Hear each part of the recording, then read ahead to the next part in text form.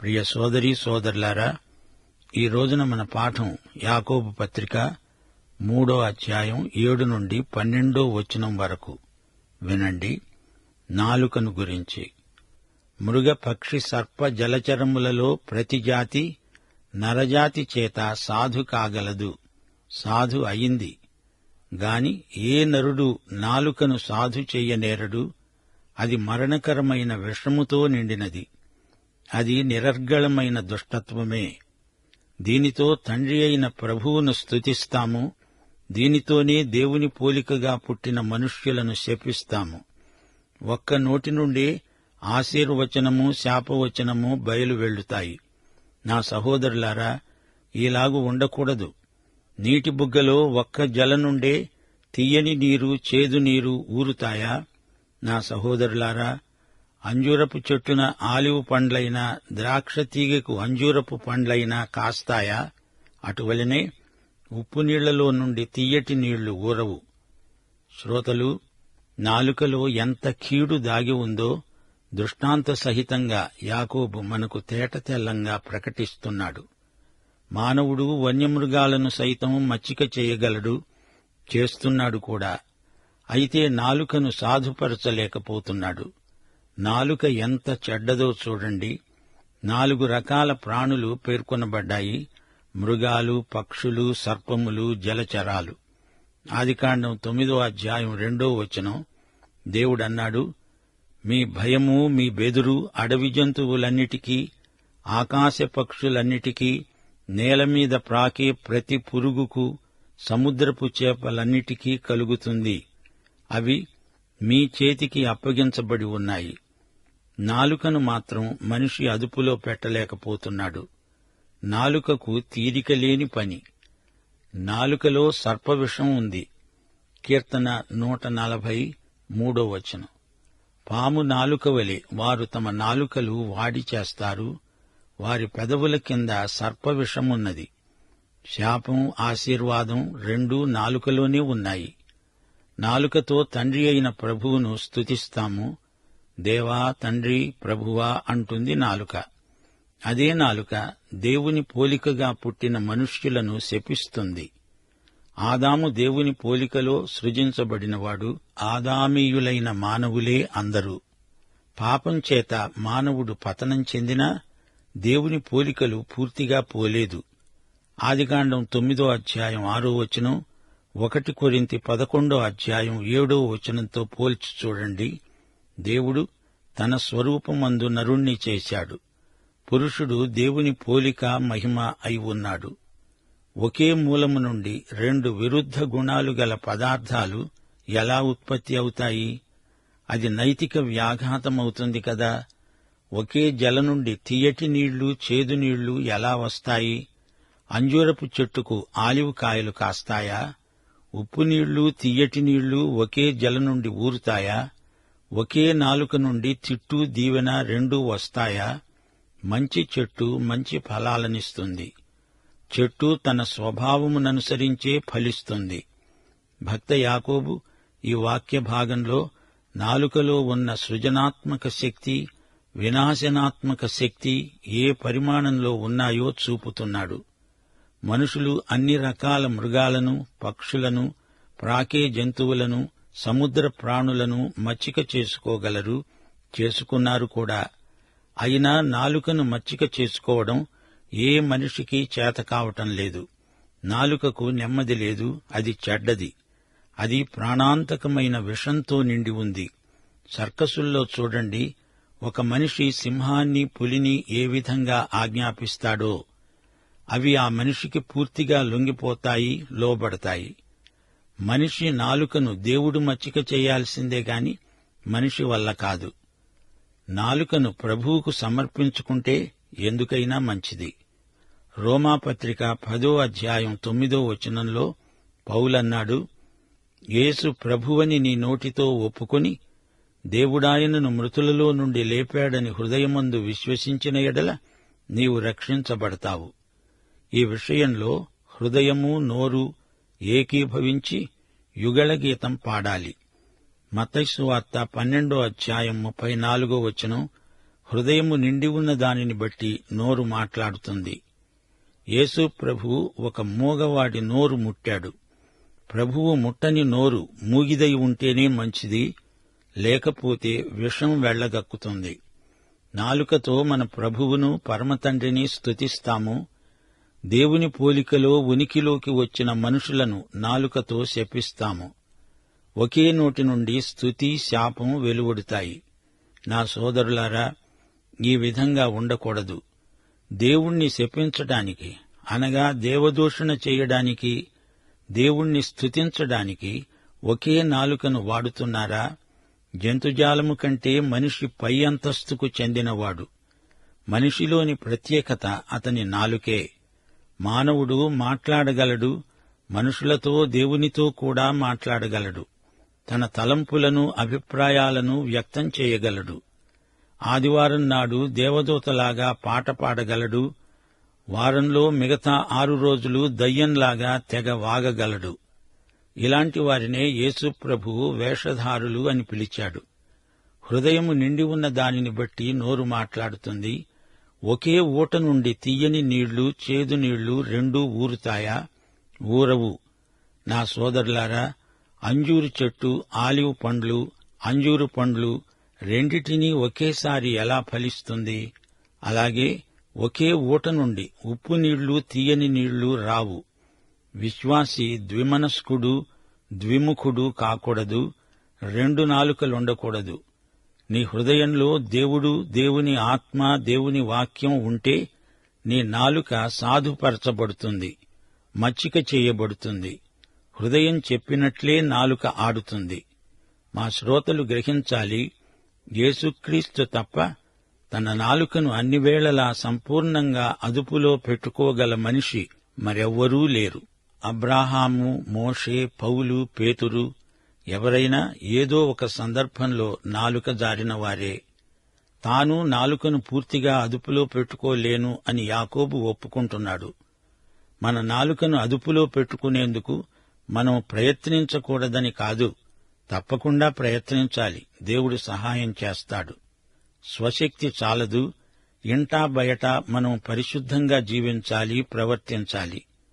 2 రకాల మూలస్థానాలు, 2 రకాల ప్రవాహాలు నాలుకకే ఉన్నాయి గనుక జాగ్రత్త అంటూ భక్త యాకోబు మనలను హెచ్చరిస్తున్నాడు. శ్రోతలు, గుర్రం నోట్లో కళ్యాన్ని మరొకసారి పరిశీలించండి. శరీరానుసారమైన మనసు గుర్రంలాంటిదే.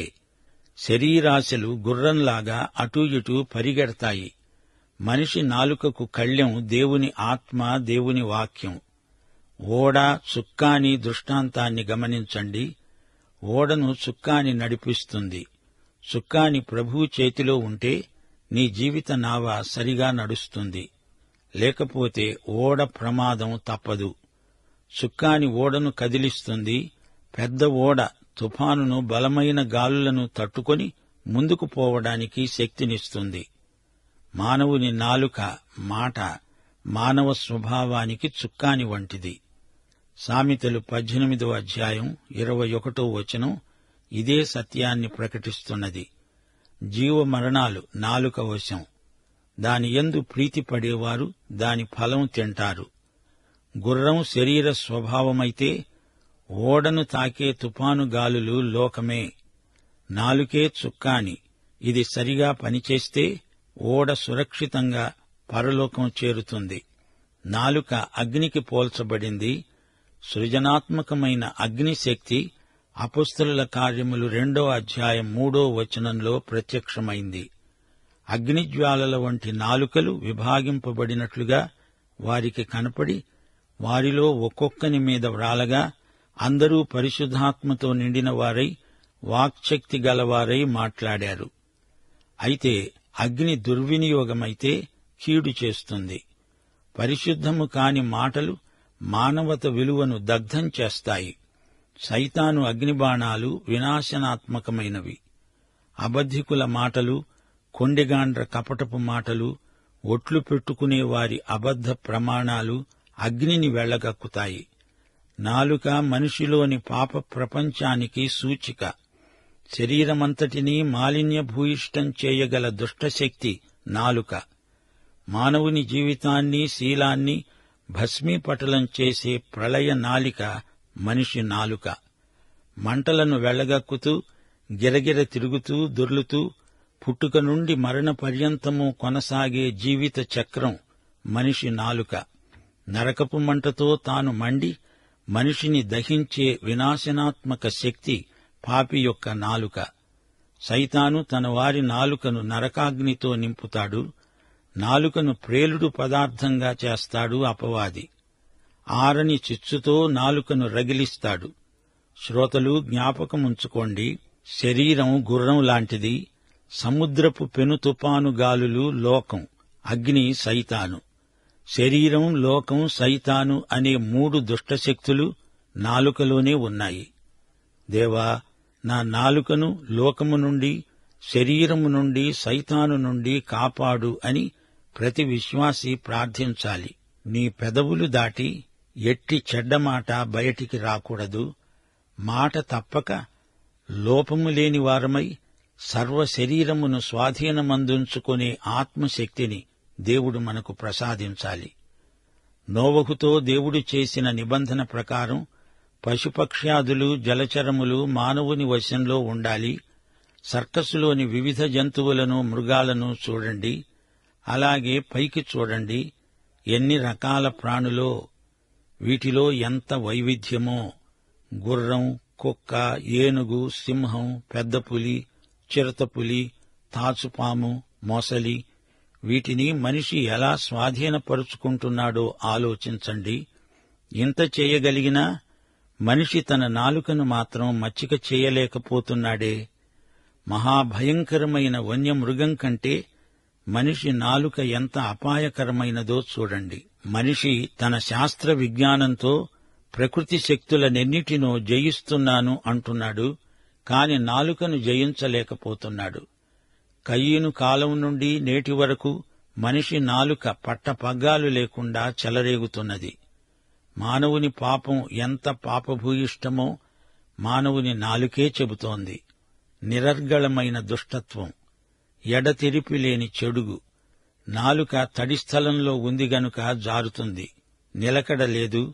బహురూపాలలో అవినీతిని వ్యక్తం చేస్తుంది. ఊసరవెల్లిలాగా రంగులు మారుస్తుంది.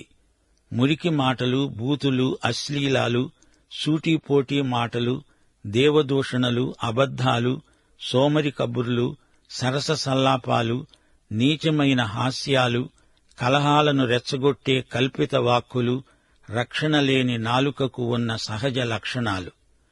తాచుపాము దవడల కింద విషసంచి ఉంటుంది, అది మనిషి నాలుకలోనే ఉంది అని యాకోబు చెబుతున్నాడు. మనిషి నాలుక వెళ్లగక్కే నైతిక విషానికి విరుగుడు లేదు. సాంఘికంగా, సామాజికంగా చెడ్డ నాలుక చేసే కీడు ఇంతా అంతా కాదు. ఎదటివాని శీలాన్ని, సంతోషాన్ని, జీవితాన్ని కూడా నాలుక సర్వనాశనం చేయగలదు. నాలుక నుండి మాట విడుదల కాకముందే దాన్ని యేసు ప్రభువుకు అప్పగించాలి. నాలుకతో ఒకే పని చెయ్యాలి. తండ్రి అయిన దేవుణ్ణి స్తుతించాలి, మహిమపరచాలి. దేవుడిచ్చిన నోటితో దేవుణ్ణి స్తుతించటం మనకెంతో ఆశీర్వాదం. మన దేవుడు తండ్రి, ఆయన మనకు ప్రభువు. తండ్రి, కుమార, పరిశుద్ధాత్మ అయి ఉన్న త్రియేక దేవుణ్ణి స్తుతించాలి, మహిమపరచాలి. మనలను క్రీస్తునందు కుమారులనుగా స్వీకరించిన దేవునికి స్తుతి స్తోత్రములు. దేవుణ్ణి స్తుతించిన నోటితో తోటి మానవులను తిట్టడం, శపించడం ఎన్నటికీ జరగదు. దైవభక్తి రెండు శాఖలెలా అవుతుంది? రోజంతా, వారమంతా మనం నోటితో, క్రియలతో మన దేవుణ్ణి మహిమపరుస్తూనే ఉండాలి గదా. ఒకే సంఘ సహవాసంలో ఉంటూ, ఒకే బల్లలో పాలు పొందుతూ, ఒకరి మీద ఒకరు చాడీలు చెప్పడం వేషధారణ కంటే నీచమైన ప్రవృత్తి. శాఖాభేదాల దృష్ట్యా ఒకరినొకరు దుర్విమర్శలు చేయడం మరీ ఘోరం. దేవుణ్ణి స్తుతించిన నోరు ఎవరినీ శపించదు, ఎవరి కీడునూ కోరదు. ప్రభువు మనందరికీ తండ్రి గదా. మనమందరము దేవుని పోలికలో సృజించబడిన వారము గదా. మానవుడు ఎంత చెడ్డా, అడపాదడపా అవ్యక్తంగా తన తండ్రి అయిన సృష్టికర్త పోలికలను కనపరుస్తాడు. క్రీస్తు మానవుడై అవతరించినందున దేవునికి మానవునికి మధ్య ఉన్న ఈ అవినాభావమైన సంబంధ బాంధవ్యం విమోచనాత్మకమైనది. దేవుణ్ణి తండ్రి అని మనం సంబోధించినప్పుడు యేసుక్రీస్తు ప్రాణం పెట్టిన వీరందరినీ మనం ప్రేమించబద్దులమై ఉన్నాము. దేవుణ్ణి తండ్రి అంటూ ఆయన బిడ్డలను ఎలా ద్వేషించగలం? శపించడం అంటే యేసు శిలువతో అవతలి వ్యక్తిని కొట్టడం అని అర్థం. యేసు శిలువ మనకు ఆశీర్వాదం గదా, దానిని శాపసాధనం చెయ్యకూడదు. శిలువాశీర్వాదాలు మనం అనుభవిస్తూ అదే శిలువతో ఇతరులకు కీడును ఎలా తలపెట్టగలం చెప్పండి? యేసు శిలువ కొరకై దేవునికి స్తోత్రం. ఆ శిలువ ద్వారా అందరికీ ఆశీర్వచనమే మనం ఆకాంక్షించాలి. ఆశీర్వాదానికి వారసులమైన మనం మరొకరిని శపించటం కలనైనా జరగకూడదు. ఒకే జలలో ప్రకృతి నియమం ప్రకారం మంచినీరు వస్తే ఎల్లప్పుడూ మంచినీరే రావాలి కాని చేదునీరు ఎలా వస్తుంది? అది ప్రకృతి ధర్మానికి విరుద్ధం. ఏ జాతి చెట్టు ఆ జాతి ఫలాన్నే పండిస్తుంది. హృదయంలో పాత జల చేదునీరు అయితే అది గతించింది. ఇప్పుడు మధుర జలప్రవాహమే అందులో నుంచి ప్రవహిస్తుంది. దేవునికి స్తోత్రం. యేసుక్రీస్తు మ్రానుపై సిలువ వేయబడ్డాడు. ఆ సిలువ మ్రాను హృదయంలో జలను మధురం చేస్తుంది. ప్రభువునందు విశ్వాసముంచేవాడెవడో వాని కడుపులో నుండి జీవజల నదులు పారునుగాక. పాఠం సమాప్తం. ప్రభు అయిన యేసుక్రీస్తు వారి కృప, తండ్రి అయిన దేవుని ప్రేమ, పరిశుద్ధాత్మ యొక్క సహవాసము సదాకాలము మనకందరికీ తోడై ఉండునుగాక. ఆమేన్.